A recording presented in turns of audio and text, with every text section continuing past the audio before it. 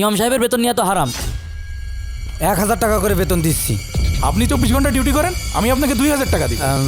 আমি কি নামাজ পড়াতে পারি? আপনার তো নামাজ পড়ানোর যোগ্যতাই নেই। ইমাম সাহেব না?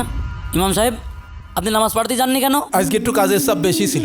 আপনি একজন ইমাম মানুষ, আপনি নামাজ পড়াতে না যে এখানে কাজ করছেন, এটা কেমন কথা? সেক্রেটারি সাহেব, কাজ না করলে সংসার চালাবো কি করে?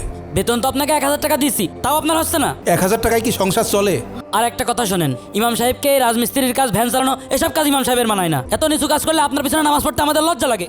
যখন বেতন দিতে পারে না তখন লজ্জা লাগে না। সেক্রেটারি সাহেব একামত দেন। কেন সেক্রেটারি ইকামত দেবে কেন? ইমাম সাহেব কোথায়? ইমাম সাহেব একটু কাজে গিয়েছেন। হুজুরের কাজ কাম তো মোটেই হচ্ছে না। সেদিন দেখলাম নামাজ না পড়ায় রাজমিস্ত্রির কাজ করছে।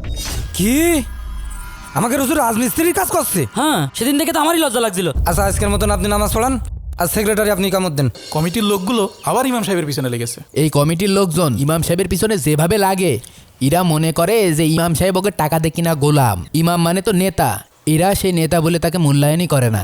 এরা কি মূল্য বোঝে নাকি? এরা ইমামের সাথে কামলার মতো আচরণ করে। কমিটির লোকজন ঠিক মতো টাকা দেয় না। এইসব সুদ ঘুষখোর কমিটি দিয়ে এর চেয়ে বেশি ভালো কিছু আশা করা যায় না। আপনি একটু তাড়াতাড়ি কিছু একটা করেন। আমাকে এর একটা ব্যবস্থা নিতে হবে। আব্দুল্লাহ ভাই, আমরা ইমাম পরিবর্তন করতে চাচ্ছি। কেন, কি হয়েছে? আরে সে ঠিক মতন মসজিদে আসে না। আপনারা কি ঠিক মতো বেতন দেন? আচ্ছা ঠিক আছে, ইমামের সম্মানীটা আপনিই বুঝিয়ে দিন। তাহলে দেন। চুপ করে আছেন কেন? আপনারা ঠিক মতো দায়িত্ব পালন করবেনও না, আবার দায়িত্ব ছাড়বেনও না। ঠিক আছে, আপনারাই দায়িত্ব নেন, আমরা আর এই মসজিদে আসবো না। তাহলে আজ থেকে মহল্লার প্রতিটা বাড়ি থেকে 200 করে টাকা দেওয়ার জন্য অনুরোধ করছি। তাহলে ইমাম সাহেব, আজ থেকে আমরা আপনার পাশে আছি। তাহলে আসি। আসসালামু আলাইকুম। ওয়ালাইকুম আসসালাম।